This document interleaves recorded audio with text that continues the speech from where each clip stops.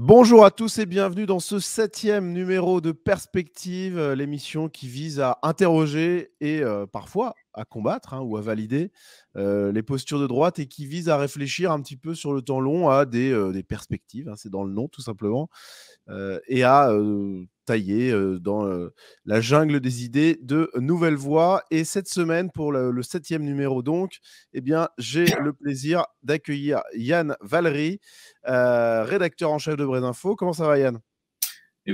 Salut Nicolas, ça va très bien. Merci de m'inviter. Je t'en prie. Alors, on le répète, Brésinfo qui est un média d'information breton, mais qui traite de l'actualité nationale et internationale, c'est ça? Exactement, ouais. C'est vrai que tu montres la une du jour, par exemple, on parle, c'est un Italien interviewé au sujet de l'extradition, enfin de la non-extradition de militants d'extrême gauche des années de plomb. Donc oui, Ouais. on traite, c'est généraliste. On est parti de la Bretagne, on reste bien sûr majoritairement sur l'actualité bretonne, mais on traite de tout maintenant, ce qui est normal, puisque même les gens en Bretagne ont besoin de savoir ce qui se passe dans le monde aussi. Oui. Exactement. Et d'ailleurs, les médias bretons comme Ouest France font aussi de l'actu internationale, mais Exactement. pas du tout dans le même ton que Brésinfo, heureusement. Donc, n'hésitez pas à soutenir cette initiative, ce média indépendant qui apporte un son de cloche complètement différent du reste de la presse bretonne. Ça se passe comment d'ailleurs pour Brésinfo là, parce que ça marche, ça marchait fort il y a quand même jusqu'à quelques mois. Est-ce que c'est toujours le cas aujourd'hui? C'est toujours le cas. Alors, il y a pas ni de hausse spectaculaire, ni de baisse Ok. spectaculaire. Ça se maintient. On a un lectorat fidèle.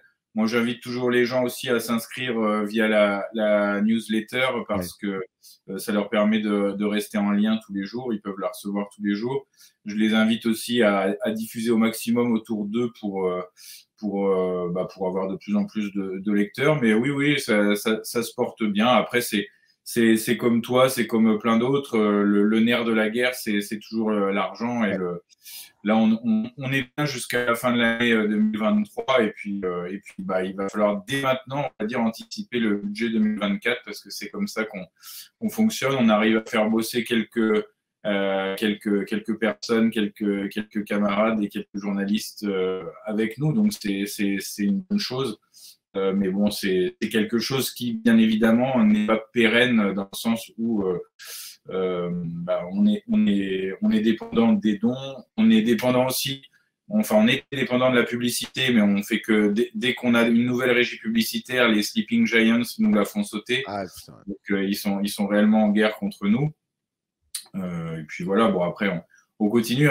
On a 10 ans cette année. Là, en septembre, on aura 10 ans. Pas mal. Ça veut dire que depuis 10 ans, il n'y a jamais eu une journée sans un article de Brésinfo. Donc, c'est quelque chose qui m'apparaît comme étant assez costaud quand même. Ah ouais, ouais, je confirme, c'est vraiment génial, c'est une belle aventure. Donc c'est un plaisir de t'avoir. Je et ce qui est, vraiment, excellent aussi, dans ta venue et ta présence ici, et bien, c'est qu'on va pouvoir parler d'un sujet que tu connais bien et qui est directement lié à la Bretagne d'une certaine manière, puisqu'on va parler d'enracinement. On avait échangé à la suite d'une émission, je crois que c'était il y a 2 semaines, une émission Nouvelle Vague, où j'avais, évoqué la posture de l'enracinement à droite, c'est-à-dire, ce discours qui est obligatoire en réalité, qu'on doit être absolument enraciné pour être crédible, ce qui est discours, on y reviendra, qui est souvent tenu par des gens qui eux-mêmes ne sont pas enracinés, bon enfin passons. Et on avait un peu échangé là-dessus, et je t'avais dit, bah écoute, c'est super intéressant, il faut qu'on en parle, ensemble. Enfin, je sais plus comment c'était fait, mais je sais plus si c'était toi qui avais proposé ou moi, mais enfin bon, bref, on va dire que c'est un commun accord. Et du coup, je trouve que c'est effectivement un sujet qui est assez fondamental en réalité, parce que déjà il traite d'une posture et ensuite parce qu'il a des impacts, je trouve, que ce soit dans le discours ou dans le réel aussi. Alors, l'enracinement, Yann, toi tu le vis au quotidien puisque tu es un enraciné breton, c'est ça? Oui, enfin, non seulement breton, mais j'ai envie de dire même star-mauricain d'une certaine façon, parce que en préparant l'émission, j'ai réfléchi. Finalement, aujourd'hui, j'ai 38 ans. Sur mes 38 années de vie, j'en ai passé au moins 32 entre la Côte d'Emeraude, le Trégor et le Centre-Bretagne. Donc c'est clairement un bassin de vie qui n'est pas énorme. Bon, en plus, je rajoute une année de plus à Rennes, donc c'est la Bretagne. Enfin, non, même plusieurs années à Rennes. En fait, les seuls manquements à mon enracinement, on va dire, ça a été 5 années sur l'île de la Réunion et 6 mois à Londres où j'ai vécu. Mais tout le reste du temps, c'était dans ce coin-là. Donc oui, je me considère comme effectivement un enraciné réel, quoi. Et alors, moi, ce que j'entends à droite, souvent comme discours, c'est la valorisation, la sacralisation même de l'enracinement, qui est vraiment une valeur cardinale de la droite. Hein, depuis que je fréquente ce milieu, c'est quelque chose que j'entends tout le temps. Il faut être enraciné, l'enracinement, la campagne, la France périphérique, etc. Et ce que je disais dans cette émission, je résume rapidement, puis tu me dis ce que tu en penses, c'est que premièrement, et je pense que pour moi, c'est quasiment l'essentiel, c'est que 90% des gens qui vendent l'enracinement ne le sont pas. Voilà, on a beaucoup d'intellectuels parisiens ou de gens qui sont à la ville, etc., qui vous vantent la campagne, la France périphérique, la décence commune du petit peuple, le fait d'être sur la terre de ses ancêtres et compagnie. Mais les gens n'y sont pas, donc déjà, je trouve ça complètement fou. Et deuxièmement, je pense que nous, les humains, j'ai envie de dire, hein, alors pas que les Européens même, mais parlons des Européens parce que c'est ceux que nous sommes, euh, et peut-être que c'est particulièrement vrai chez nous d'ailleurs, j'en sais rien, euh, on, on est capable de se projeter et de faire souche ailleurs. Voilà. Et je dis pas ça en termes gauchistes. Il faut pas, je ne vante pas le cosmopolitisme et le déracinement, loin de là. Mais par contre, en fait, on est capable de s'enraciner ailleurs. C'est ça que je veux dire. Il faut jamais couper le. Enfin, effectivement, c'est quand même une valeur qui est positive. Mais par contre, la sacraliser et dire on ne bouge plus, on reste toujours sur la terre de ses ancêtres, je trouve que c'est un truc qui est sclérosant et qui n'est pas vrai. Voilà. Bon, j'ai brossé à très très gros traits ma position. Qu'est-ce que tu penses peut-être, je sais pas, par où tu veux commencer le sujet, comme tu le sens. Déjà, je pense que dans une vie humaine, on a plusieurs phases quand même. On a l'enfance, on a l'adolescence, on a l'âge adulte, etc. Donc, chaque phase entraîne aussi des nécessités et des aspirations. Je pense, là où je te rejoins, c'est qu'effectivement, l'homme européen, mais à mon avis, là, c'est pas un trait caractéristique uniquement aux Européens, a une certaine façon, un peu la bougeotte à un moment dans sa vie. Je précise bien à un moment dans sa vie. D'où le fait que à mon avis, moi, je suis un grand partisan d'ailleurs, de ce que Guillaume Fay avait écrit dans un de ses bouquins, mais en gros, entre tes 18 et tes 25 ans, si tu peux aller faire une année d'études, je sais pas, en Russie, après aller voyager en Inde, aller en Australie, aller parcourir le monde, en fait, pour voir ce qu'il s'y passe, c'est une bonne chose. Néanmoins, ça n'empêche pas le côté enracinement, c'est-à-dire, en fait, de savoir qu'on part pour revenir un jour, déjà, donc c'est revenir quelque part. Et c'est ou pas, mais c'est quand même une finalité en soi parce que je pense que son foyer, on doit le bâtir chez soi, entre guillemets, là où on a ses racines. Ça n'empêche pas, encore une fois, comme je viens de le dire, de faire des choses avant. Et au-delà de ça, au-delà de cette recherche-là, il y a peut-être un biais en France qui est le biais, on va dire, centralisateur parisien. C'est-à-dire que les gens ont l'impression que tout doit se passer à Paris, que tout doit. Et on en finit par oublier, alors ce que les Parisiens appellent vulgairement province, c'est-à-dire pays vaincu, et je déteste cette appellation-là. Ah, ok, c'est ça que ça veut dire, pays vaincu?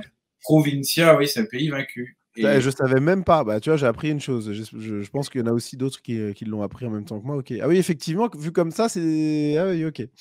Et du coup effectivement, il y a peut-être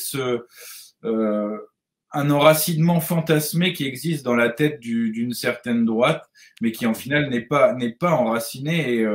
Et donc, effectivement, il est difficile ensuite de vouloir convaincre son prochain, ses voisins, si soi-même on n'est pas enraciné. Ah oui. Après, là où je te rejoins dans ton mission de la foi, c'est effectivement être enraciné ou alors habiter à la campagne ou dans la ruralité. Déjà, on n'est pas forcément enraciné dans la ruralité, c'est-à-dire qu'il y a aussi des gens qui viennent de moyennes villes ou des choses comme ça, et c'est aussi leur vie. Tout ne se résume pas à la campagne. Et au-delà de ça, il y a aussi des inconvénients. Et c'est vrai qu'il y a ce mythe du néo-rural Eh oui. qui parfois lui plaît à la gueule aussi parce que fondamentalement, il arrive dans des coins où il n'a rien à y faire parce que c'est pas son coin en fait. La France, c'est pas un endroit où on peut aller n'importe où et se sentir chez soi. Moi, quand je vais dans le Nord ou quand je vais en Alsace ou quand je vais, bah, c'est pas chez moi. Moi, j'estime qu'à partir du moment où je quitte le périphérique rennais, on va dire, je Mhm. me sens déjà plus trop chez moi, quoi. On change de pays, mais c'est pas grave. Faut juste le, c'est quelque chose, on est dans le domaine du ressenti là-dedans. Bah, en fait, moi, ce qui me gêne dans cette chose-là, pour parler un peu de cet impératif de l'enracinement qui est porté à droite, hein, voilà, c'est quelque chose avec lequel on nous bassine. Mais pour moi, c'est vraiment une posture. C'est-à-dire que c'est un slogan qu'on nous assène, voilà, régulièrement, mais qui finalement ne correspond pas à la réalité de la majorité des gens de droite. Et dans ce cas-là, il y a un décalage.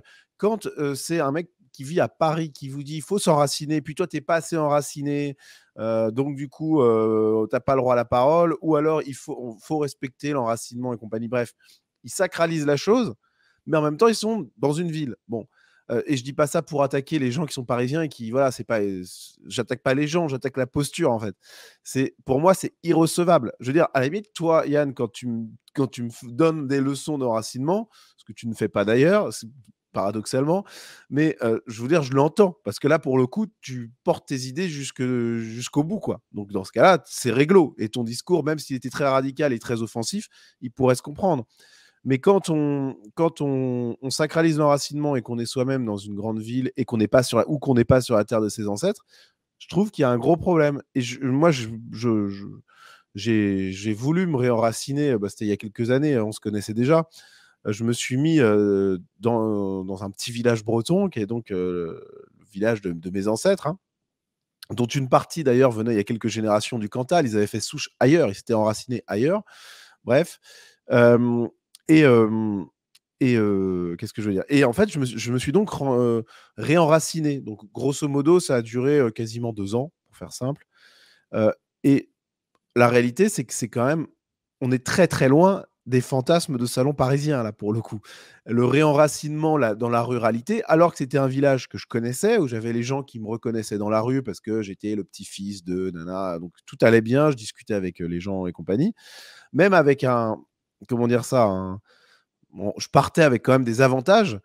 C'est quand même une expérience qui est dure. Le retour dans la campagne. Voilà. Et je ne sais pas ce que toi tu penses de ça, mais justement, on parlait des fantasmes néo-ruraux.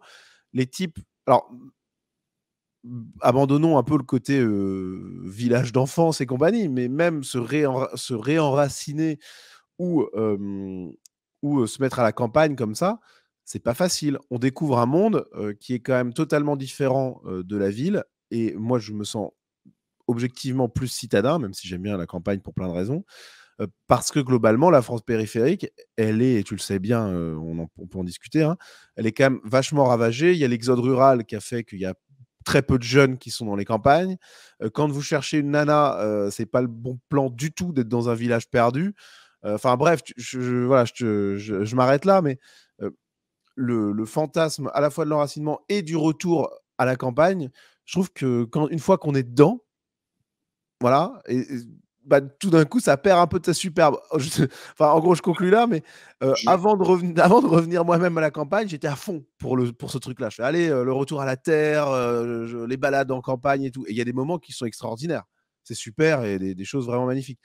Mais quand tu vois la réalité, que ce soit au niveau des gens, et je dis ça sans aucune insulte, avec beaucoup d'amour, hein, mais quand même, il y a quand même un exode rural qui a fait très mal à la campagne. Les jeunes qui restent à la campagne, pour beaucoup, pour une grande majorité, en tout cas dans mon village, c'était vraiment, c'était à moitié des toughers complètement camés et à moitié des types qui étaient, je suis désolé, voilà, très sympas, mais on n'avait pas forcément grand-chose à se dire. Voilà. Pourtant, on parlait, moi je suis d'un naturel amical, enfin, il n'y a pas de problème. Mais il manquait quand même un petit truc. Bref, euh, une fois qu'on a vécu cette chose-là, on peut se rendre compte que c'était une grande idée et qui ne tient peut-être pas la route complètement. Je te laisse la parole là-dessus, mais qu'est-ce que tu penses un peu de ça? trois choses. La première, c'est que toi, tu dis que de ton expérience, tu as voulu te réenraciner chez toi. Ouais. Mais par contre, j'ai envie de dire, c'est ce que je disais tout à l'heure, entre les 18, 25 ans ou 30 ans, peut-être maintenant, on peut aussi, d'une certaine façon, faire sa vie ailleurs, trouver la femme de sa vie, fonder son foyer et donc décider de se réenraciner pour aller fonder son foyer chez soi.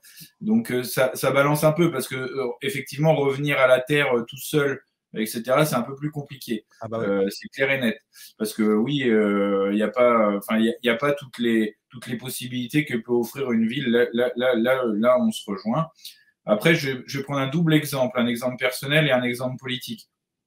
Exemple personnel, moi j'ai grandi essentiellement entre Dinard et Dinan. Donc on va dire les Côtes d'Armor, enfin même si Dinard est officiellement en Ille-et-Vilaine, ça n'a aucun sens, c'est de l'autre côté de la Rance, donc ça fait partie des Côtes d'Armor. Mais j'ai grandi, on va dire, entre ces deux villes, entre ces deux petites villes-là et on va dire un peu dans le Trégor du côté de chez ma grand-mère, etc. J'ai déménagé énormément de fois tout en restant dans le coin, j'ai pas mal déménagé. Et du coup, par exemple, je n'ai jamais eu de copains d'enfance avec qui je suis resté plus de 3, 4, 5 ans. Et donc, ça façonne aussi un état d'esprit. Et je vois aujourd'hui, là où je suis dans le centre-Bretagne, où on a été, on va dire, obligé de s'installer si on voulait rester dans les Côtes d'Armor en raison de l'immobilier et de ses prix. Ouais. Effectivement, j'arrivais dans un village, un canton que je ne connaissais pas. Alors, j'y avais quelques attaches familiales, mais très, très ancestrales. Mais par contre, je ne le connaissais pas. Et là, aujourd'hui, je vois mes gamins, eux, je leur ai donné la chance, enfin, j'estime que c'est une Ouais. chance pour eux, Ok. depuis la petite section jusqu'au collège, de grandir avec les mêmes personnes et en fait d'être ils sont de ce village-là, si tu veux. Moi, j'ai jamais été vraiment de quelque part, y compris en étant costarmoricain et en étant enraciné là-bas. Eux sont de ce village-là, qui seront reconnus comme tels. Je ne sais pas si c'est un avantage ou pas, mais en tout cas, ils auront ce côté-là enraciné. Alors ça, c'était le côté personnel. Le côté politique, c'est une expérience qu'on a vécue à partir de 2008 jusqu'en 2012 ou 2013. On avait ce qui s'appelait Tibrez, la maison d'identité bretonne à Gare-l'Esquin, qui était un domaine de 10 hectares. Donc à Gare-l'Esquin, pour situer, on est on est entre Morlaix et Guingamp, au bord de la 4 voies, pas loin d'une gare SNCF d'ailleurs, qui permettait, y compris à des gens venus de l'Hexagone, de venir. Donc on avait 10 hectares, on a retapé, on a fait des dortoirs, on a organisé des conférences, des concerts, des sessions de formation, des universités d'été, on a reçu Génération Identitaire, on a reçu le Vlaams Belang, on a reçu quand même beaucoup, beaucoup de monde. Et l'idée était de dire aux gens, bah, vous voyez, vous avez un domaine de 10 hectares à travailler, il y avait plein de possibilités. Il y avait un four à pain, il y avait de quoi faire des entreprises rurales. Bref, il y avait vraiment. Et puis, il Ouais. y avait ce dynamisme allez, on va dire, l'animateur principal qui était Michael Prima qui tenait la boutique puisqu'il habitait là-bas. Moi, j'habitais à côté. Il y avait notre dynamisme là. Il y avait une petite équipe qui était là. Et si on a arrêté au bout de 4 ans, alors que le domaine, ou de 5 ans, alors que le domaine était payé, puisqu'il y avait, en l'occurrence, il y avait quelqu'un qui avait acheté le domaine. Si on a arrêté cette expérience, c'est tout simplement parce qu'on a constaté que c'était un échec. Il y avait le discours enracinement, retour à la terre. Et nous, on a fait le choix d'y aller. On s'est dit, bah, on va recréer notre communauté alternative, on va dire, Ouais. comme le font les gauchistes d'une certaine façon. Exactement. Et ils le font bien. Ils le font bien parce qu'à mon avis, ils ont des barrières, ils ne se posent pas certaines barrières que chez nous, ça se met. Donc, on a essayé et on s'est rendu compte que, bah, il y a des types qui avaient en horreur de passer un coup de tronçonneuse ou de mettre un coup de bêche Ouais. je sais pas, de s'occuper d'une poule ou d'une chèvre. C'était pas dedans, c'était pas dans leur ADN. Ouais. Et du coup, bah, au bout d'un moment, quand tu tournes en rond à quelques dizaines, tu te dis stop, surtout que, et encore une fois, là, on a vu réellement quelle était la différence entre le discours assumé par une petite poignée et le discours et les actes assumés par une petite poignée et la posture que tu indiques qui était la large majorité. Ça, c'est clair et net. Et oui, et tu vois? Et c'est ça qui rend fou dans cette sacralisation de l'enracinement, qui est un espèce de totem de droite. C'est qu'au final, quand on demande d'assumer, bah, il y a très peu de gens qui le font parce que c'est une posture, quoi. Et ça ne veut pas dire que, du coup, le déracinement est une bonne chose. Ça ne veut pas dire non plus, à mon avis, que l'enracinement est une chose sacrée. Ça veut juste dire que les gens qui ont des grands discours de manière générale, de toute façon, hein, pas seulement sur Oui, l'enracinement, mais sur tous les sujets, sur, c'est comme ça. sur tous les sujets, les gens qui ont des grands discours, qui ont l'air très sûrs d'eux, attention, méfiance, parce que les types, quand effectivement on leur propose ensuite un projet concret, non, voilà, il faut rester à Paris, il faut rester dans la ville, et puis non, tu comprends, je fais encore 2 3 ans là à faire du fric, et puis bien sûr qu'après je partirai, bien sûr, ouais. Puis finalement, 10 ans plus tard, les mecs ils sont toujours. Mais, mais voilà, et je pense qu'en partant de ça, déjà, on comprend qu'il y a une posture quand même à droite qui est quand même très forte sur cette question-là, et qui est, en fait, quand on a un tel décalage entre le discours et les actes, pour moi, il y a une problématique, et qui est que, en fait, les gens euh, ne sont pas, enfin, ne sont pas enracinés, voilà, et que l'enracinement, c'est une belle valeur, que c'est une bonne chose, comme tu dis. Avoir vécu à un endroit et avoir des souvenirs, des copains d'enfance, à un endroit que tu connais, c'est parfait. Et en tant qu'enfant, il faut l'avoir. Et même, je pense qu'effectivement, tout au long de sa vie, il faut l'avoir. Maintenant, je veux dire, bon, moi, je suis carrément plus citadin par la force des choses, parce que moi, je trouve que les interactions sociales sont de bien meilleure qualité en ville, voilà, avec tous les défauts que ça a.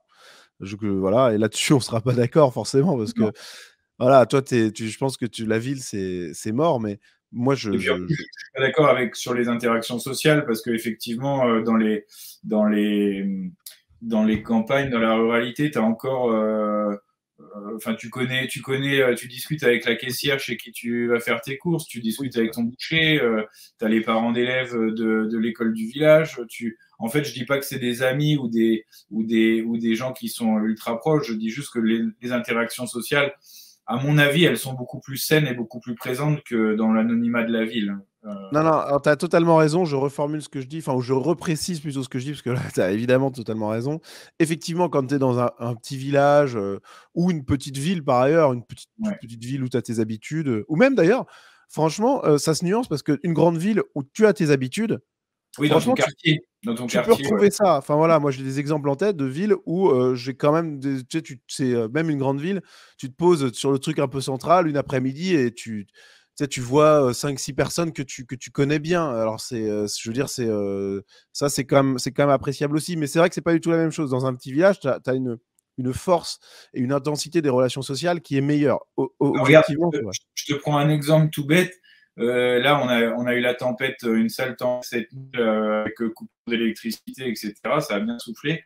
Peut-être à peu près dans les 5 minutes qu'on suivi la coupure d'électricité, ma femme recevait 3 SMS de 3 personnes qui ne sont pas des amis, mais Ouais. simplement des connaissances du bourg pour savoir s'il y avait encore de l'électricité. Tu vois, c'est un truc Ouais. tout bête, mais bon, il y a du réseautage, il y a quelque chose quand même. Ah, il y a un lien. Non, mais ça, je suis d'accord. Par contre, quand je parlais des interactions sociales, et je vais le dire, et ça va me faire passer pour un gros connard, mais enfin bon, c'est pas grave, je vais assumer.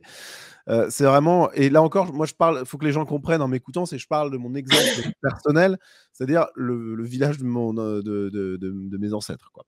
Et quand j'y suis retourné, je le redis, il y avait quasiment aucun jeune, voilà. Euh, et finalement, ceux avec qui je pouvais avoir des interactions, je suis désolé, je vais le dire comme ça, tant pis, mais il n'y avait pas une qualité sociale, je ne savais pas une qualité, comment dire ça, de niveau, quoi. Enfin, il n'y a pas une émulation, quoi. Voilà, c'était des jeunes. C'est ça le problème d'être né en Loire-Atlantique, on peut pas être parfait.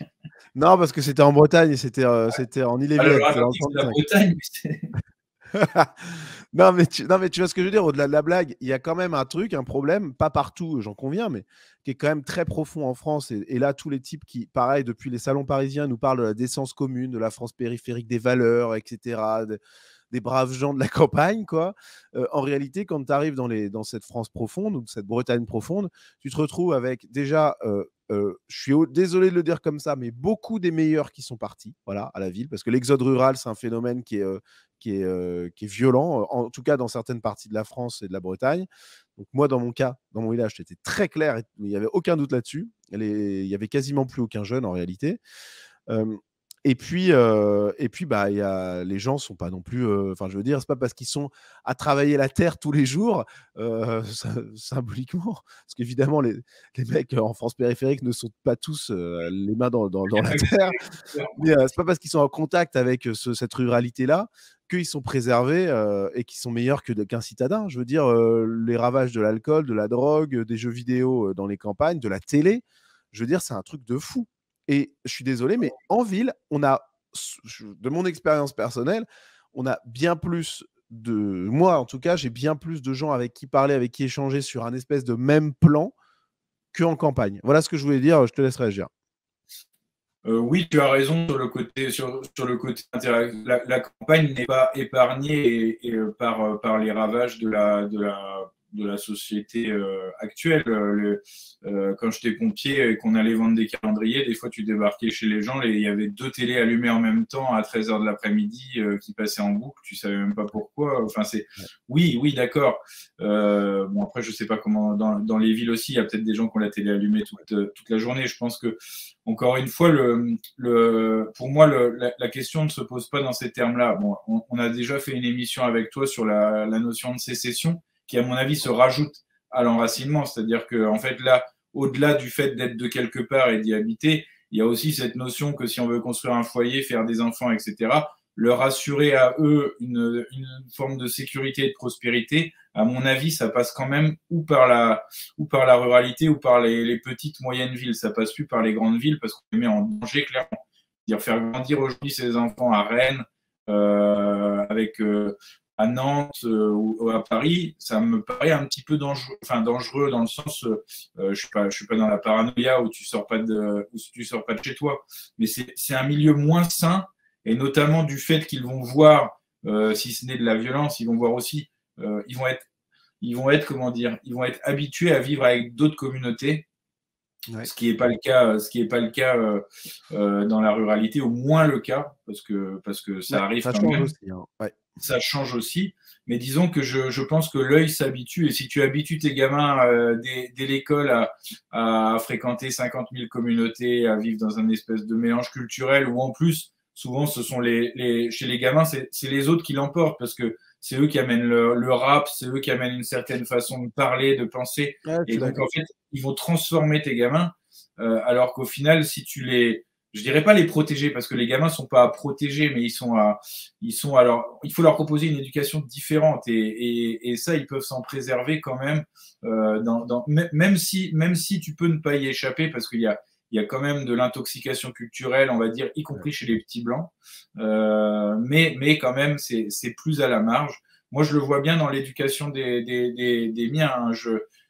C'est l'école du village. Il y a des catégories socio-professionnelles qui sont vraiment très différentes les unes des autres. Ça va de l'agriculteur à l'infirmier, au petit chef d'entreprise, à l'artisan, etc. Leurs enfants sont quand même...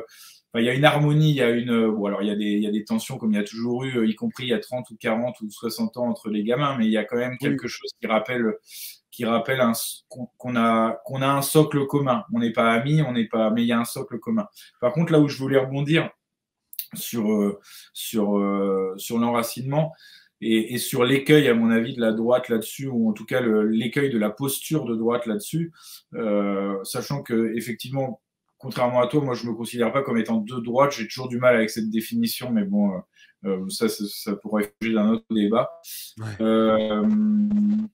Le problème de cette posture-là et de ne pas l'assumer, de ne pas la vivre, c'est que ça a des conséquences, notamment quand il s'agit de lutter, parce j'estime qu'on est des soldats politiques. Donc, quand il s'agit de lutter, actuellement, par exemple, contre la réforme des retraites, ou ça peut être contre la fermeture de maternité, contre des licenciements, etc. Si tu es le mec qui n'est pas enraciné et qui arrive de je ne sais où, ou alors qui est réfugié dans ta ville, tu vas avoir plus de mal à peser sur les événements que si tu es le mec enraciné, quelles que soient tes idées politiques d'ailleurs, mais qu'on a vu, tiens, le gars, il était à la manif pour telle maternité, tiens, il est allé serrer des mains et filer un coup de main pour des mecs qui sont licenciés, tiens, on le voit au Resto du Cœur, tiens, on le voit chez les pompiers. Alors, moi, je dis pas que je fais tout ça. Hein. J'ai pas, déjà, j'ai pas le temps, mais j'essaye de faire un minimum chez moi et de participer à des événements comme ça, ou au moins de les Ouais. couvrir pour les infos. Mais je pense que ça joue clairement dans ce qui se passe aujourd'hui, parce que souvent, on a l'impression de dire, oui, regardez, c'est la gauche, l'extrême gauche qui contrôle tout, c'est eux qui ont... Oui, mais ils sont sur le terrain. Eux, pour le coup, quoi qu'ils en disent, beaucoup d'entre eux sont désenracinés. C'est des gars du village, c'est des gars qui connaissent tout le monde, qui ont fait leur propre réseau. Et finalement, bah, c'est comme ça qu'ils pèsent sur les luttes. Hein. Oui, en fait, c'est l'enracinement, ça peut être enfin, ça peut être un moyen aussi de mener des luttes locales plutôt que effectivement d'arriver de Paris avec sa banderole, ses drapeaux d'un parti même, ou enfin, pas forcément d'un parti, mais ou d'un groupe, je sais pas. Tu arrives dans un endroit pour dire on va vous aider, enfin on va manifester même contre l'avenue de migrants, etc. C'est vrai que c'est beaucoup moins efficace que, bah, d'ailleurs, et on l'a vu à Calac. Parce qu'à Calac, ce qui s'est passé, c'est que, alors certes, il y a eu des gens, dont moi d'ailleurs, qui étaient venus d'ailleurs, mais par contre, les locaux étaient mobilisés. Et c'est ça C'est qui a fait que ça a changé. C'est pas les mecs avec des banderoles ou moi qui suis venu qui ont changé les choses. C'est qu'il y avait oui, des locaux qui étaient mobilisés. c'est ça, c'est la mobilisation locale et le fait que il fallait être suffisamment intelligent, même s'il y a eu des, on va dire des gros sabots politiques qui sont arrivés derrière avec leurs drapeaux, etc. Parce que souvent il y a des gens, à mon avis, qui ne peuvent pas s'empêcher de vouloir récupérer des choses politiquement, ou alors, et ça, je trouve ça dommage, parce Ouais. que ces luttes-là ne sont pas des luttes de parti ou d'étiquette, elles sont des luttes populaires. Et, Ouais. et c'est aussi des fois ce qui fait passer une certaine loi pour un peu extraterrestre, bah, notamment face à nos opposants, parce qu'en gros, leur argument, d'ailleurs, c'est un argument totalement xénophobe, mais en gros, souvent, ils disent, bah, vous n'êtes pas d'ici, vous êtes hors sol. C'est les Ouais. gauchistes qui disent ça, c'est C'est pas clair. votre lutte, etc. Mais il y a un peu de vrai dans ce qu'ils disent, parce que c'est vrai que, enfin, on était aussi à Saint-Brévin, ça faisait Ouais. un peu artificiel. Et puis, il Ok. y a toujours ce besoin, y compris, je vais prendre un autre exemple, sur la réforme des retraites, là, je vois il y en a qui ne comprennent pas toujours, au même titre que pendant les Gilets jaunes, ils ne comprenaient pas. C'est pas en arrivant avec des drapeaux à croix celtique dans les manifestations et en montrant les gros bras et en voulant taper quiconque ne pense pas comme soi que tu vas convaincre ton peuple. En fait, c'est éventuellement en luttant aux côtés des autres autonomes de gauche à faire tomber le système si tu as envie de faire tomber le système. Et puis sinon, surtout en étant aux côtés de ton peuple. Mais il n'y a pas besoin de dire moi je suis le gros méchant, regardez-moi, regardez. Enfin, il y a quelque chose, à mon avis, qui me pose problème là-dessus. Bah, C'est c'est pas, intéressant parce qu'en fait, ça montre une autre posture de droite qui est cette radicalité pour la radicalité, quelque chose qui est évidemment. Alors, toi comme c'est pas de la moi, radicalité, c'est de l'extrémisme. Parce que oui, la radicalité, c'est autre chose. ouais, t'as raison, mais en gros, c'est de l'extrémisme pour l'extrémisme et qu'on connaît bien. Et évidemment, il ne s'agit pas de jeter la pierre aux types qui font ça. On l'a tous été peut-être à un moment ou à un autre d'ailleurs. Oui, oui. Mais par contre, objectivement, là, on voit quelque chose qui est d'ailleurs dépendant de l'enracinement. Si c'est dans ton bled, tu vas pas te ramener avec ton drapeau à croix celtique et tes slogans délirants. Parce que du coup, tu vas te mettre mal avec les gens que tu vois tous les jours. Donc en fait, c'est un truc de déraciné d'arriver dans un bled que tu connais pas et pour une manif, d'arriver avec des slogans incroyables, des symboles complètement fous que tu n'assumerais même pas, toi, dans ton bled. Et c'est vrai que ça, c'est un truc de déraciné, finalement, d'une certaine manière. C'est le mec voilà, qui arrive dans un endroit et qui impose son style, mais qui le fait uniquement parce que ça lui fait plaisir, il se lâche, et parce qu'il peut le faire parce qu'il n'est pas chez lui. Ce qui est finalement euh, assez dégueulasse en soi. Bon, voilà, je le dis, voilà, c'est pas un Non, jugement de mais valeur, mais tu as complètement raison parce que quand tu fais ça, bah, c'est une forme de, entre guillemets, de viol des lieux où tu vas, enfin, ou de ouais, profanation, parce que t'as des mecs, des lots qui vont être à côté de toi, qui vont être d'accord avec ce que tu fais, éventuellement avec la cause qui les fait venir, et les autres, ils vont tout salir. Donc, ouais. comme tu dis, c'est une posture en plus qui, à la limite, si tu assumes ta posture H24, y compris dans les rues de ton village, Oui, à la limite. là, ok, il n'y a pas de problème. Mais on est quand même des êtres, à mon avis, on est quand même des êtres sociaux. On n'est pas des marginaux et donc on peut très bien défendre non pas l'extrémisme mais la radicalité parce que j'estime on a quand même des Oui. propos et des lignes radicales. On peut les défendre avec le kidam moyen, il n'y a aucun problème là-dessus. Si on ne bluffe pas et si on ne triche pas avec les gens, c'est aussi ça. Encore une fois, moi je sais que mon enracinement fait que et mon engagement politique fait que dans mon coin je suis plutôt connu et on va dire ma ligne politique est connue, y compris les gens qui ne partagent pas du tout, c'est un euphémisme, mes idées. Et on peut en débattre ou ne pas en débattre d'ailleurs, mais c'est pas pour autant qu'on va se faire la guerre permanente Ouais. parce qu'on est correct et puis on peut discuter d'autres choses aussi. C'est Bah, ça qui en fait fait, c'est ça le vivre ensemble, en fait. C'est effectivement quand tu vis avec la personne au quotidien, tout d'un coup, il n'y a plus d'affrontement politique. Tu tapes politiquement avec des gens que tu ne connais pas, ou alors que tu connais, mais parce qu'il y a un historique, mais c'est quand même relativement rare. Voilà. Mais ton voisin, si c'est un désaccord politique que tu as avec lui, bon, dans 80% des cas, vous ne tapez pas dessus, quoi. Bon, voilà. Et Et puis c'est vrai. au-delà de ça, si tu n'es pas d'accord, tu peux débattre, tu peux, enfin, même, Oui. tu as les élections locales, tu as plein de moyens finalement de localement de t'opposer à ton voisin. Après, ça n'empêche pas que moi, mon voisin, je sais pas, n'importe quel de mes voisins aujourd'hui, quelles que soient ses idées politiques, et il y en a beaucoup que je connais, si je vois qu'il fait un malaise dans la rue ou qu'il a besoin Évidemment, ouais. d'un coup de flotte ou je ne sais quoi, je l'aiderai, quoi. Enfin, Oui. parce que la communauté et le réseau créé par l'enracinement est plus fort finalement que la volonté politique globale, à mon sens. Ouais, je suis d'accord. Bon, et pour revenir à cette notion un peu d'enracinement au sens large, parce que je trouve que c'est intéressant quand même de creuser la chose.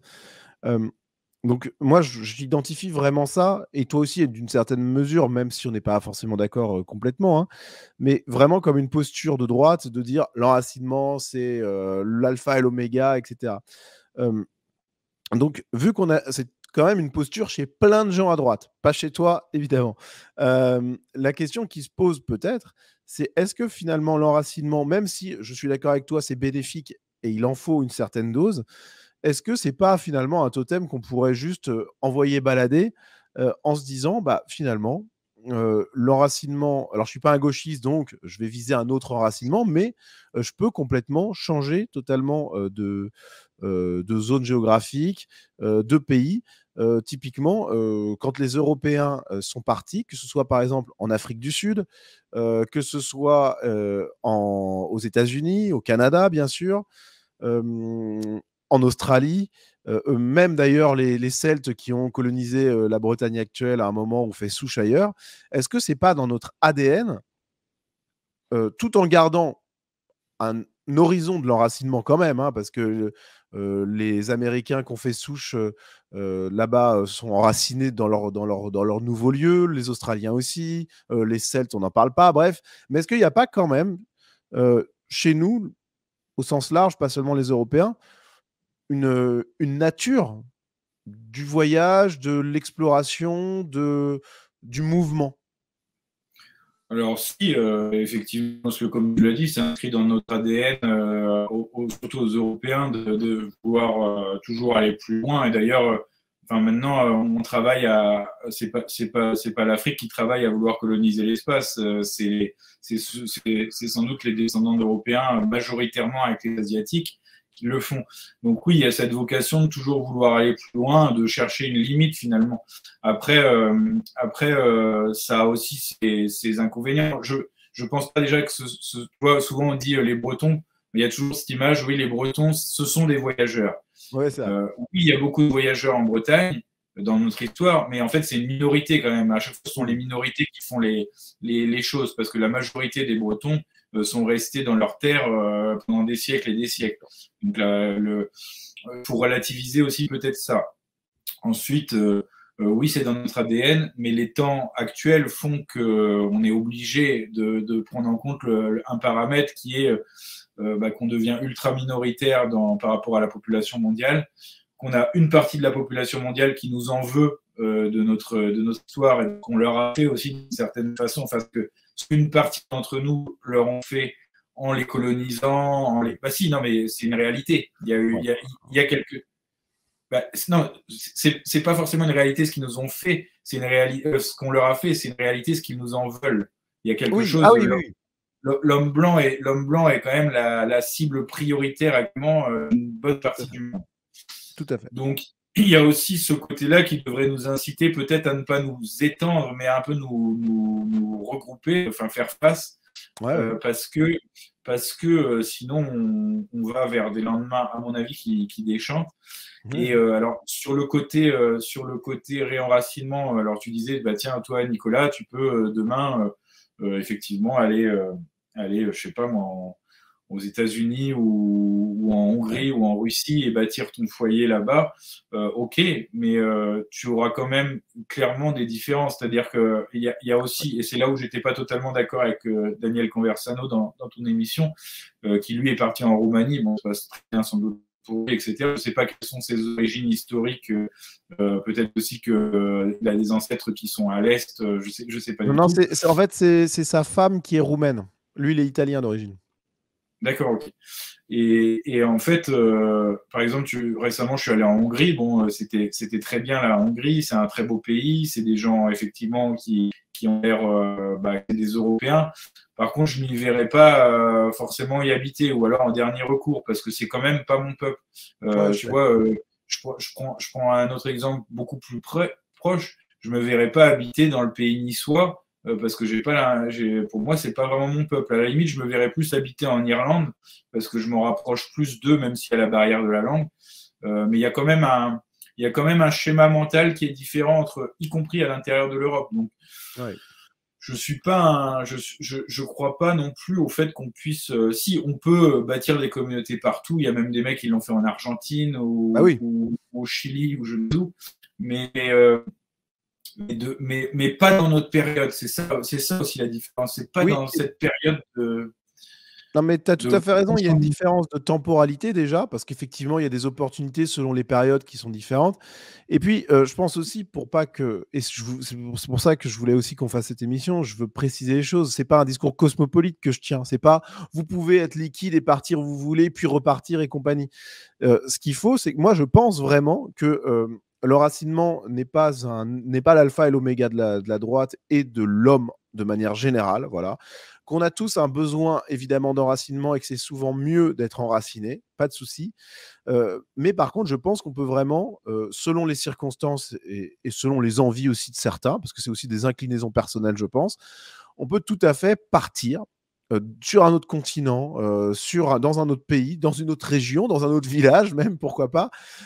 Et par contre, la grosse différence avec les gauchistes, et donc qui sont des cosmopolites, hein, c'est que, enfin, dans le discours aussi, parce que dans la réalité, c'est pas ça, mais bon, dans le discours, on va dire, c'est qu'il y aura un discours de liquidité totale. Voilà, on peut être d'ici et d'ailleurs, je suis ici, je suis à la fois à Londres, à Paris, à Tel Aviv, à New York, etc. Je suis une élite cosmopolite, ok. Mais nous, ça sera pas, quand je tiens ce discours-là, c'est pas un discours cosmopolite, c'est aller par exemple en Argentine, mais pour s'y enraciner, parce que derrière, on va créer quelque chose de pérenne et de structuré. Voilà. C'était la même chose. Ils sont pas, enfin, déjà, si tu vas en Argentine, ils sont pas forcément obligés de t'accepter non plus. Non, mais je disais dans un monde un peu, même, mettons l'époque de la colonisation française du Canada, tu vois. Bon, tu crées quelque chose là-bas, mais tu crées pas un truc cosmopolite. Tu crées là-bas quelque chose d'enraciné, quoi. En fait, il y a peut-être quelque chose, ça me vient à l'idée là, dans la notion de posture sur l'enracinement, il y a peut-être quelque chose qui est très, enfin, si ce n'est occidental, peut-être très français. Pourquoi? Je te prends un exemple. Dans mon livre Sécession, j'évoquais le fait de quitter les métropoles françaises et de se replier, on va dire, dans la ruralité ou dans les petites moyennes villes. Par contre, je te parlais de la Hongrie. Tu me dis demain, tiens, tu vas vivre avec ta famille à Budapest, qui est une grande métropole pour le coup. Ou alors tu me dis la même chose à Prague. Je je te dirais pas un nom définitif. C'est pas que, les grandes villes sont plus ma passion. Je pense que c'est des choses. Mais par contre, ma fille, qui est la première qui va faire ses études, je l'encouragerais fortement à aller faire ses études à Prague, à Budapest, à Bratislava, enfin dans des grandes villes où il y a des lieux de culture, de science, de savoir gigantesques, mais qui ne soient pas les métropoles françaises. Et peut-être là où est la notion de la posture de l'enracinement, c'est-à-dire que ce qu'on refuse finalement, voilà, et l'exemple de la métropole française est à mon avis le meilleur, c'est des espèces de cloaques que c'est devenu, parce que en fait, oui, Paris est une belle ville fondamentalement, architecturalement, il y a des beaux monuments, il y a des beaux musées, il y a des trucs, mais tout ce qui l'englobe et tout ce qui s'y passe et tout ce qui s'y mélange aussi fait que ça ne vaut pas le musée d'Orsay, ça ne vaut pas le musée du Louvre et ça ne vaut pas la Tour Eiffel. C'est un cloaque. Et ça, c'est peut-être là où en fait, c'est pas une posture entre enracinement et non-enracinement, c'est plutôt une posture entre métropole déliquescente et à raser, à mon avis, dans l'état actuel des choses, et la normalité ce qui devrait être bon pour les Européens, c'est-à-dire oui à Budapest, oui à Bratislava, oui à Riga, oui à Helsinki, mais non à Paris, non à Nantes, non à Rennes, non à Londres, etc., quoi. Oui, en fait, peut-être qu'il y a plein de gens qui sont, comme toi, par exemple, très enracinés dans la France périphérique profonde, on va dire, ou la Bretagne profonde, mais qui finalement le seraient peut-être un peu moins ou seraient peut-être plus enclins à aller soit dans d'autres endroits, soit en ville même, j'en sais rien, si on était dans une Europe européenne. Mais c'est vrai que c'est aussi une question, tu sais, on parlait de temporalité, on peut pas aller aujourd'hui, effectivement, faire... Enfin voilà, l'Australie, le Canada, les États-Unis, l'Argentine, c'était une autre époque. Le moment où les Européens sont partis, aujourd'hui, c'est plus du tout la même chose. Mais là, c'est peut-être aussi une question d'époque, c'est-à-dire que au-delà de la posture, et même si l'enracinement est toujours une chose plutôt positive en soi, on pourrait tout à fait l'être moins pratiquement si effectivement il y avait les conditions qui étaient réunies, c'est-à-dire si la France était encore européenne. Ça permettrait plus sereinement d'envoyer ces gamins à la ville. Ça, c'est clair et net. D'ailleurs, c'est ce qui se passait à l'époque. Alors, j'ai envie de dire malheureusement, notamment pour la Bretagne, mais je suppose pour d'autres régions aussi, mais quand il y a eu, parce que il y a eu une époque où il n'y avait plus de boulot dans nos régions et où les gens ont été obligés de partir dans les grandes villes et notamment à Paris, du fait aussi du centralisme français qui faisait que tout se passait à Paris économiquement. Mais c'était une époque où peut-être que le Paris était encore acceptable, si ce n'est que les gens qui y sont partis ont fait des boulots et vivaient souvent dans des conditions de vie inacceptables. Là, c'est le côté social.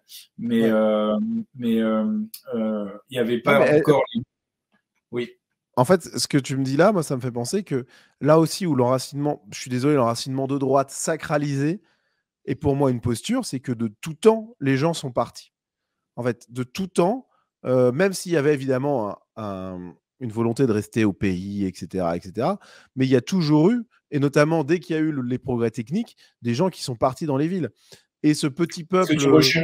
Parce que tu recherches forcément... Enfin, là, c'est dans l'ADN de l'homme, et c'est même pas l'homme européen, c'est dans l'ADN de tout homme. Tu recherches le meilleur, c'est-à-dire que... je vais aller loin dans ce que je vais dire, mais... les migrants qui veulent débarquer, les migrants africains qui veulent débarquer aujourd'hui en Europe, moi je me mets à leur place, je les comprends. Je les comprends totalement. Ils sont à la recherche d'un monde meilleur pour leurs enfants. C'est même pas pour eux, souvent c'est pour leurs enfants. Enfin, pour eux, pour leurs enfants, nous, enfin, honnêtement, on ferait exactement la même chose qu'eux, hein, évidemment. Hein. Exactement. Et du coup, oui, on a toujours cherché ça. Et la seule chose que je dis, c'est qu'aujourd'hui, dans la temporalité actuelle, rechercher un monde meilleur pour ses enfants, c'est à mon avis s'enraciner de là où on vient. Mais c'est pas s'enraciner n'importe où, c'est pas se dire tiens je suis normand, je vais aller dans la Creuse m'enraciner, ça n'a aucun sens. Ça a un sens quand même parce que si on est par exemple dans la région parisienne ou la région lyonnaise ou je sais pas quoi, il faut aller se réenraciner ailleurs. Hein. Il faut aller, il faut quitter. Ouais. Oui, non, mais on est d'accord, mais on va dire il faut s'enraciner dans des lieux où on a quand même un foyer de vie, et si on veut le faire, si on veut être logique quand même. Ah bah ouais, mais d'accord, mais le problème, c'est qu'imagine ton foyer de vie, je sais pas, c'est Trappes, Mantes-la-Jolie. Et mais depuis des siècles et des siècles, tes ancêtres viennent de là-bas. Tu es obligé de Ouais, te bon, bah, effectivement, là, d'accord, d'accord. tu obligé Mais de c'est bouger, vrai tu que as pas le choix. oui, oui, non, mais bien sûr, oui, oui. C'est horrible, hein, mais Oui, le fait est que oui, là où tu as raison, c'est que l'homme a toujours cherché, quelle que soit sa civilisation, à améliorer son quotidien. Et ça, c'est valable pour tout. C'est ce qui a permis le développement des sciences, etc. tout à fait. On peut être contre, on peut être, mais c'est une réalité. C'est une réalité. L'homme, si à la place d'avoir un marteau, j'ai un marteau piqueur, Ouais. oui, c'est plus facile. Si à la place d'avoir une hache, j'ai une tronçonneuse, oui, c'est plus facile, Et etc., donc, etc. du coup, quand on a cette conclusion-là, on en revient vraiment à ce que je disais, hein, c'est le côté défendre l'enracinement comme valeur absolue, ce qui est quand même le cas de plein de gens à droite. Franchement, alors en plus qu'ils le font depuis des apparts parisiens, donc ce qui est complètement lunaire, mais enfin passons. Euh, c'est le, c'est refuser de voir le réel, c'est refuser de voir l'esprit général du peuple depuis la nuit des temps. Oui, c'est mieux d'être enraciné parce qu'il y a des avantages objectifs et que, ok, mais c'est pas pour autant l'alpha et l'oméga. Ça doit pas être la seule boussole et ça doit même pas être quelque chose. On ne doit pas critiquer, à mon avis, hein, c'est personnel. Je pense pas, je sais pas si tu seras d'accord avec moi, mais on ne doit pas critiquer ceux qui, chez nous, vont voir ailleurs. Voilà. Franchement, tant qu'ils le font dans une démarche que je qualifierais de droite, c'est-à-dire globalement avec un esprit positif et une volonté quand même ultime de se recréer un foyer ou je sais pas quoi, je ne vois pas d'argument objectif quand on regarde historiquement ce qui s'est passé, ce qu'ont été les hommes, et voilà, à travers l'histoire. Je vois pas trop comment on pourrait leur jeter la pierre, même si effectivement, ça peut passer pour un peu je sais pas, un espèce de cosmopolitisme, mais je pense que c'est une grave erreur de tenir ce discours, puisqu'il est intenable. Premièrement, parce je trouve il est complètement. Enfin, déjà, il est tenu par des gens qui sont complètement Déjà, j'ai pas envie de dire, là-dedans. quelqu'un qui habite à Paris et qui va critiquer le gars qui se barre en Hongrie ou en Slovaquie, bon, voilà, il y a aucun sens. Bah oui, On est plus européen quand on va vivre à Bratislava que quand on accepte de vivre au quotidien à Paris ou à Marseille. Je suis désolé, ça va pas plaire, mais c'est comme ça, bien sûr. c'est une évidence. Et quand on se réclame d'aimer le peuple, de la décence commune orwellienne du petit peuple et compagnie, je suis désolé, mais on ne peut pas dans le même temps vouloir un peuple de carte postale. On ne peut pas vouloir des petits villages français qui ne bougent pas, avec des familles qui ne bougent pas, etc. L'ADN des Européens, je suis désolé, c'est vraiment une tension entre cet enracinement et cette conquête extérieure. C'est une volonté d'expansion aussi. Et vouloir une France ou une Europe Disneyland avec des gens qui ne bougent pas, c'est pas crédible, c'est pas vrai. Et en fait, quand on défend cette chose-là, comme on défend plein d'autres postures qui sont, à mon avis, vraiment merdiques, eh bien, on fait une erreur et on tient un discours qui est tellement inadapté et contre-productif au final que ça peut être dangereux pour nous parce que ça peut nous faire passer pour des types complètement coupés du réel. Je sais pas si tu vois ce que je veux dire ou pas. Si, je mets un bémol quand même dans ce que tu dis, parce que effectivement, l'image carte postale, d'accord, bon, enfin, ok, mais ça n'exclut pas Encore une fois, en fait, la critique même est une posture, j'ai envie de dire, c'est-à-dire que le gars qui critique, mais moi, ce que j'aime, c'est les gens qui assument surtout quand on est politisé, surtout quand on a un Ouais. idéal politique, parce que faut aussi se dire qu'il y a beaucoup, beaucoup de gens qui n'ont pas d'idéal politique ou qui n'ont pas d'implication politique où on peut l'avoir. Mais en l'occurrence, si tes auditeurs nous écoutent, c'est qu'ils ont déjà un minimum en tout cas, d'envie politique, même si je leur souhaite de ne pas être que des consommateurs de vidéos et d'être aussi des acteurs de leur vie. Après, là où je suis un peu moins d'accord, c'est que, et j'en reviens au côté social, c'est que tu vois souvent dans les manifestations, on voit actuellement, là, on voit les syndicats qui sont en train de se refaire une santé comme ils n'ont pas eu depuis 1995. Ouais. On voit une gauche et une extrême gauche qui sont très fortes, très puissantes, alors que, on va dire, le Pékin moyen se dit que théoriquement, c'est bizarre parce que dans les urnes, ils pèsent beaucoup moins que le Rassemblement national, par exemple, ou même que le parti de Macron, d'ailleurs, parce que Macron a quand même pesé des millions de voix au premier tour, je parle au premier tour. Et tout ça, tu te dis quoi? Alors, des gens se disent, oui, bah alors comment ça se fait que le Rassemblement national, ils mettent pas des millions de gens dans la rue, etc. Et ben, aussi parce qu'il n'y a pas de lien social. C'est-à-dire que, en fait, ce qui va fédérer la gauche, c'est qu'il y a un lien social fort dans les lieux où ils vivent, que ce soit les campagnes, les métropoles ou les villes, mais ils sont actifs. C'est des acteurs de terrain, c'est des gens qui sont dans la vraie vie, dans le lien solidaire, communautaire, social. Ils sont partout associativement.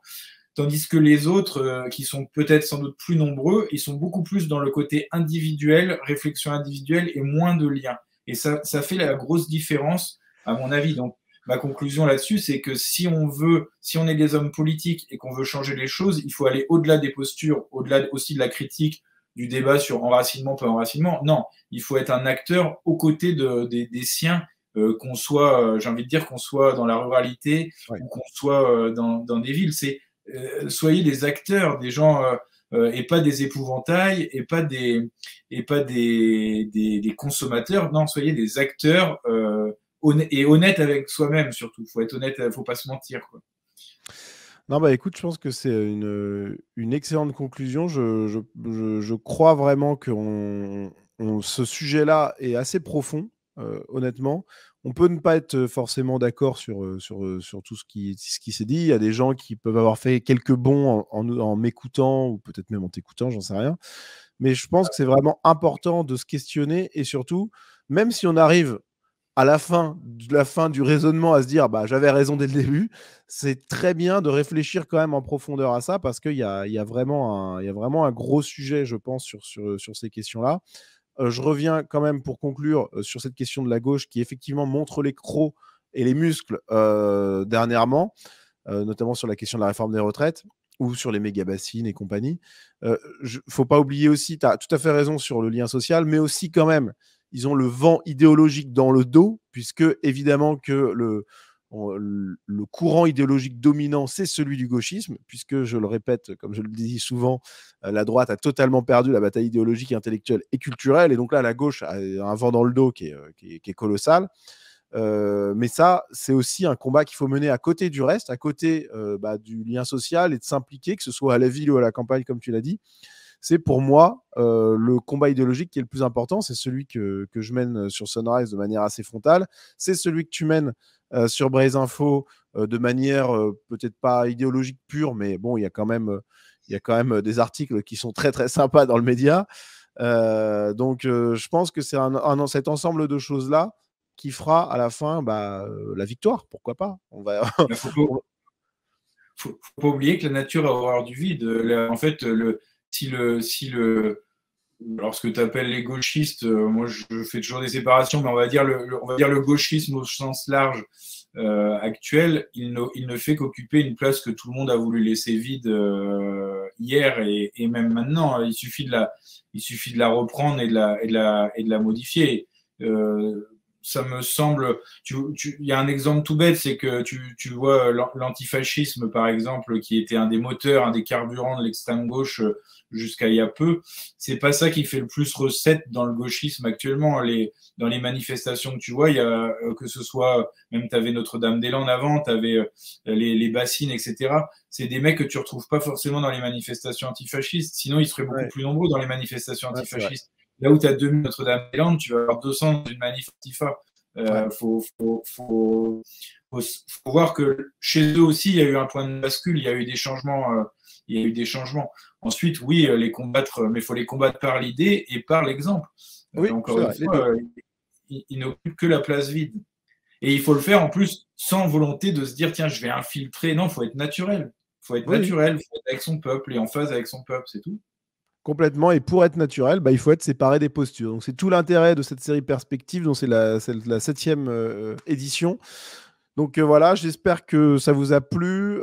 Yann, est-ce que tu veux conclure un petit mot pour finir l'émission? Bah écoute, déjà merci de ton invitation. Je pense que le débat sur l'enracinement pourrait être intéressant avec aussi Alexandre Cormier-Denis, parce que lui, pour le coup, il est de l'autre côté de l'Atlantique, donc ça serait très intéressant d'avoir son point de vue là-dessus. Que dire d'autre bah, oui, il faut débattre, il faut tenir, il faut réfléchir. On a besoin de réfléchir là-dessus, mais on a surtout besoin d'agir. Là, on est dans une urgence d'action. Et moi, j'invite vraiment les auditeurs à ne pas faire que regarder les vidéos, que consommer du YouTube comme on consomme. Je les incite à agir autour d'eux parce que c'est impératif pour qu'on s'en sorte. Sinon, on s'en sortira jamais. Agissez, agissez. Je suis évidemment totalement d'accord et donc le mot de la fin me convient parfaitement. Écoute, je rappelle que vous pouvez retrouver dans la description le lien vers le site de Braise Info. Vous pouvez soutenir financièrement Braise Info, c'est très important. Vous pouvez aussi soutenir Sunrise et ma chaîne si le cœur vous en dit. Et puis bah écoute Yann, on se dit à la prochaine. Ça marche. Salut Nico. Allez, salut tout le monde. Salut.